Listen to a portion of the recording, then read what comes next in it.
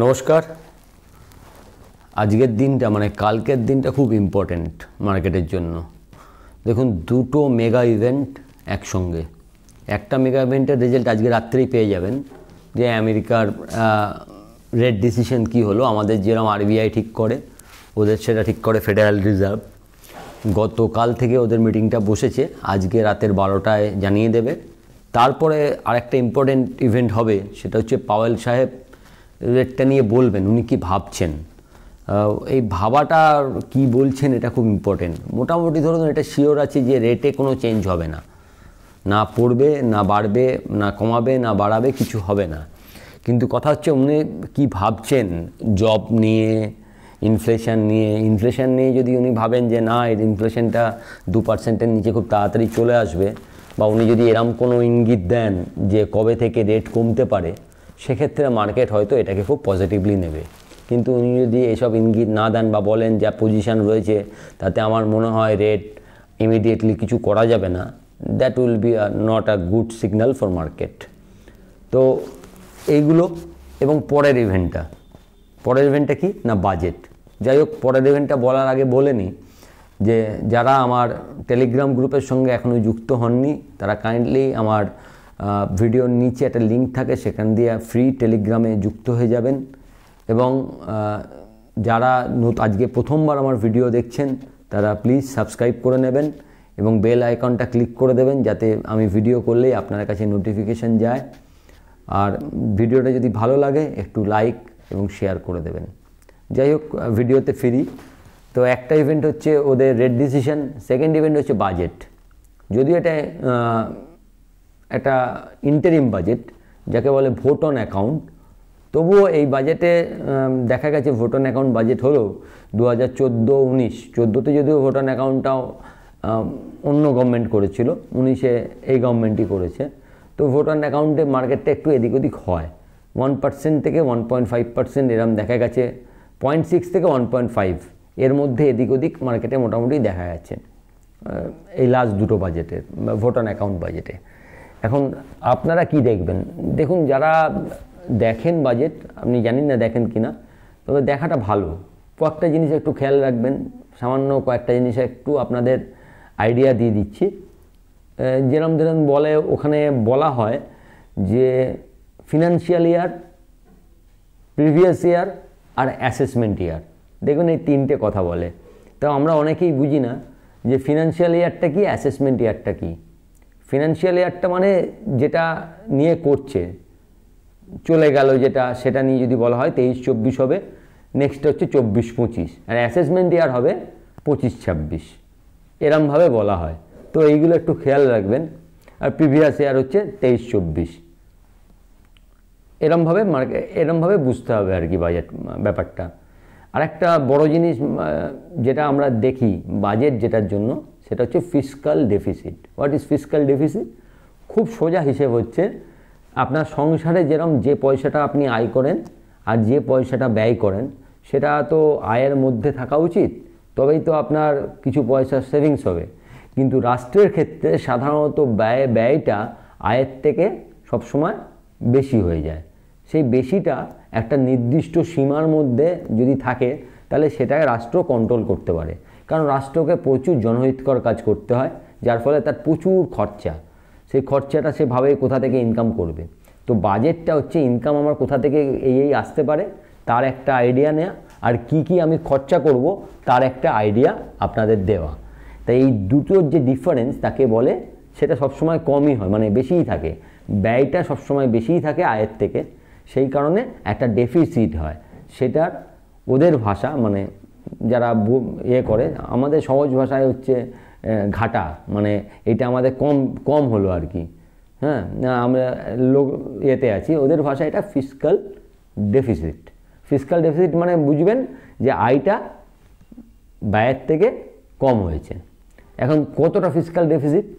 সোজা হিসাবে মনে রাখবেন, 3 থেকে 3.3 এই পার্সেন্টের মধ্যে যদি ফিসকাল ডেফিসিটে আসে, তাহলে মোটামুটি এটা ঠিক আছে।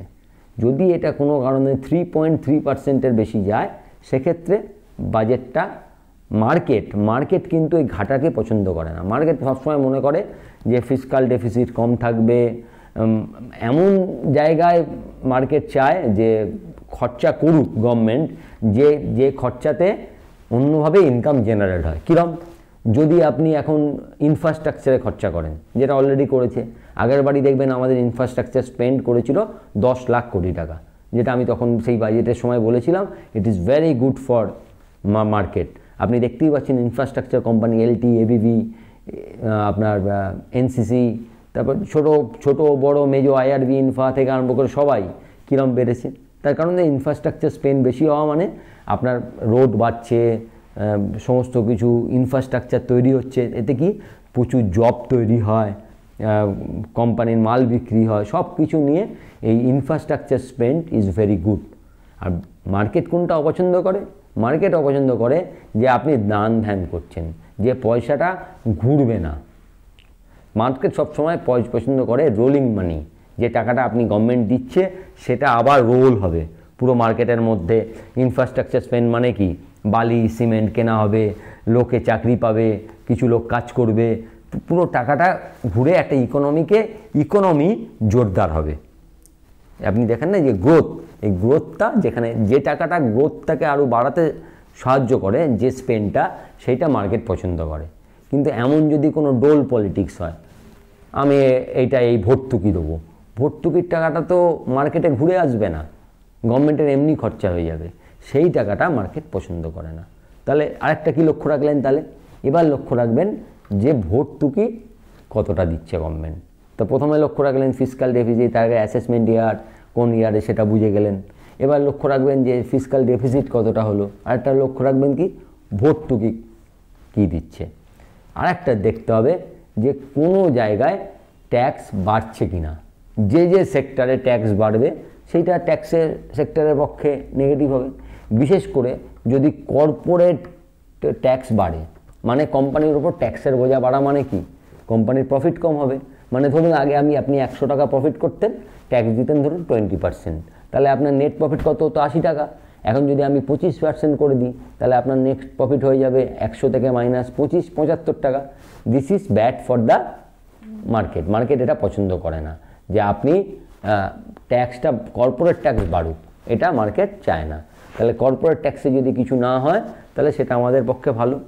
আর ডাইরেক্টলি মার্কেট যদি আমাদের সিকিউরিটি ট্রানজ্যাকশন ট্যাক্স বা এরম ধরনের কোনো ট্যাক্স, বা short term capital tax, long term capital gain tax, বা শর্ট টার্ম কোনো ট্যাক্স, এইসবও যদি কোনো নাড়াচাড়া হয় যেটা নেগেটিভ দিকে, সেটা মার্কেটের পক্ষে প্রচণ্ড খারাপ। ধরুন আমি বলে দিলাম আমি এসটিটি বাড়াবো, that is very bad for market. কখনো যদি বলে সিকিউরিটি ট্রানজ্যাকশন ট্যাক্স বাড়াচ্ছি, তাহলে জানবেন মার্কেট অনেকটা পড়তে পারে। আবার সিকিউরিটি ট্রানজ্যাকশন ট্যাক্স যদি কোনো কারণে কমিয়ে দেয়, that is very good for market. যদিও এই সবই মার্কেট পরবর্তীকালে আস্তে আস্তে হজম করে নেয়, কিন্তু for the short time it is very bad. একইভাবে ক্যাপিটাল গেইন ট্যাক্স, এতদিন আমাদের ক্যাপিটাল গেইন ট্যাক্স ছিল না, গত 2 বছরের আগের মনে হয় বাজেটে ক্যাপিটাল গেইন ট্যাক্স এসছে। তো ক্যাপিটাল গেইন ট্যাক্স এখন আমরা জানি 10%। এইটা যদি আবার কোনো কারণে তুলে দেয়, ভেরি গুড ফর মার্কেট। যদি এটা বাড়ে, যেটা বলছিল যে আমার দেশ থেকে তুমি ইনকাম করে নিয়ে যাচ্ছ, কেন এফআইআই দেবে না, that is bad for market. তো আপনারা নিজেরাই যদি বাজেটটা শুনতে এইগুলো খেয়াল রাখতে পারেন, দেখবেন আমাকে আর দরকার পড়ছে না। আপনারা নিজেরাই বুঝতে পারবেন যে বাজেটটা কতটা ভালো হচ্ছে না খারাপ হচ্ছে। আরেকটা ব্যাপার হচ্ছে ইনকাম ট্যাক্স স্ল্যাব। এখন ইনকাম ট্যাক্সে যত কম হবে তত কি টাকা আপনার কাছে গেলে কি হবে, আপনি আর একটু খরচা করবেন। তো সবসময় জানবেন খরচা যদি করেন সেটা মানে মার্কেটে টাকাটা ফিরে আসছে, সেই ফিরে আসা টাকাটা মার্কেটের জন্য ভালো। তাই ইনকাম ট্যাক্স যদি কখনো কমে, that is very good for market. এবার দেখতে হবে যে কোম্পানি আমার দেশের আয় কিসে থেকে আসছে, সেই আয়গুলো কোথা থেকে দেবে। আরেকটা ব্যাপার আইটিসির জন্য আরেকটা জিনিস একটু লক্ষ্য রাখবেন, সেটা হচ্ছে সিগারেটের ওপর ট্যাক্সটা বাড়ছে, সাধারণত প্রতিবারই বাড়ায়। যদি না বাড়ায়, that is a positive for ITC, কমাবার কোনো জায়গা নেই। যদি না বাড়ায় সেটাই পজিটিভ হয়ে যাবে। আরেকটা দেখবেন ইনফ্রা স্পেন্ড, মানে এই ক্যাপিটাল এক্সপেন্ডিচার স্পেন্ডটা কত বেশি, যত বেশি হবে তত এই সব কোম্পানিগুলো এবিবি, তারপরে এলটি, এলএনটি, যত ইনফ্রাস্ট্রাকচার নিয়ে, যত সিমেন্টস, এদের পক্ষে খুব ভালো হবে। তো এইগুলো আপনারা নিজেরাই দেখতে পারবেন। প্লাস যদি দেখেন যে যেরকম ধরুন আমাদের যদি বাড়ি ফাড়ি কিনতে গেলে সেখানে যদি করের কোনো এদিক ওদিক হয়, আমরা অনেক সময় বলে না যে সরকার তুমি যদি নতুন করে বাড়ি কেনো তাহলে তুমি এই ট্যাক্সটা ছাড় পাবে। That is very good for reality sector. সেক্ষেত্রে ডিএলএফ যারা বাড়ি ঘর বানায় এইসব করে, গজেট প্রপার্টিজ, এইগুলো সেক্টরগুলো ভালো হবে। আবার যদি ধরুন 60% যদি ভর্তুকি একটু বেশি থাকে বা সরকার যদি নতুন কোনো ঘোষণা করে সেক্ষেত্রে সারের কোম্পানিগুলো ভালো হতে পারে। আবার ধরুন যদি চিনির ক্ষেত্রে যেটা বলেছিল যে ইথানল ব্লেন্ডিং নিয়ে সরকার যদি বাজেটে কোনো ব্যবস্থাপনা রাখে যে হ্যাঁ 10% থেকে 20% করতে হবে, এটা আমাদের লক্ষ্যমাত্রা, সেক্ষেত্রে চিনি কোম্পানিগুলোর ভালো হতে পারে। এরকমভাবে প্রতিটা সেক্টরের ক্ষেত্রে কি হতে পারে সেটা দেখবেন। প্লাস হচ্ছে ব্যাঙ্কিংয়ের ক্ষেত্রে টোটাল যে আসছে সরকার স্পেশালি কোনো, যদিও এইটা সাধারণত বাজেটে করে না, যেহেতু আরবিআই আছে, এটাই আরবিআই, সরকার একটা অনেক সময় এমন কিছু করে যেটা ব্যাংকের জন্য হয়তো খুব একটা নতুন কিছু নিয়ম আনলো, নতুন কোনো, সেক্ষেত্রে ব্যাংকের খারাপ হতে পারে। সাধারণত এইটা দিয়ে খুব একটা বাজেটে এটার ব্যাপারে থাকে না। তো জাস্ট আপনাদের এই জন্য আলোচনা করলাম যে বাজেটটা নিয়ে আপনারা নিজেরাই একটু ইন্টারেস্ট পাবেন, দেখবার আগে যদি একটু জেনে যান তাহলে আপনাদের সুবিধা হবে। দেখুন মার্কেট নিয়ে বেশি কিছু বলার নেই। একদিন দেখলেন 400 পয়েন্ট উঠলো, পরের দিন 200 পয়েন্ট পড়লো, আজকে আবার 200 পয়েন্ট বাড়লো, তো এরম চলতে থাকবে। কারণ বাজেটের আগে আপনার যে পজিশান অনুযায়ী মার্কেটের কেনা বেচাটা হচ্ছে, জাস্ট পজিশান অনুযায়ী। তবে 3টে রেজাল্ট নিয়ে আমার একটু বলার আছে, আপনাদের বলে দিই। আজকে জুবিলিয়েন্ট ফুডের রেজাল্ট এসছে, দেখলেন রেজাল্টটা খুবই খারাপ। এইসব স্টকের ক্ষেত্রে জুবিলিয়েন্ট ফুড জানেন তো, এরা হচ্ছে ওই পিৎজা মানে হচ্ছে ডোমিনোজের যে কোম্পানি, এদের ক্ষেত্রে 3টে জিনিস দেখা। একটা হচ্ছে প্রফিট কমেছে, টোটাল সেলস কমেছে, তার থেকেও বেশি ইম্পর্টেন্ট জিনিস হচ্ছে SSSG, কি সেটা, same store sales growth. Same store সেলসে গ্রোথটা কত হচ্ছে, মানে একই দোকানে আগের বারের থেকে এবার সেলস বেশি হয়েছে না কম হয়েছে, এইসব কোম্পানির ক্ষেত্রে এটা হচ্ছে ইম্পর্টেন্ট। তো এইটা ভালো আসেনি, আমি সম্ভবত দেখলাম 3% কম। That is not good.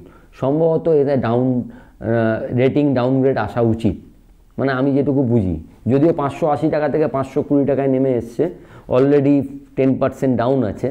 যদি আপনি 1.5 মাস দেখেন, 1.5 মাসের চার্ট দেখেন, তবুও রেজাল্টটা খারাপ। আর হেডেলবার্গ সিমেন্টের রেজাল্ট খুব ভালো। আর একটা দারুণ রেজাল্ট দেখলাম, ওয়েলস্পানের রেজাল্টটা দুর্ধর্ষ, প্রায় 4 গুণ সেলস হয়েছে।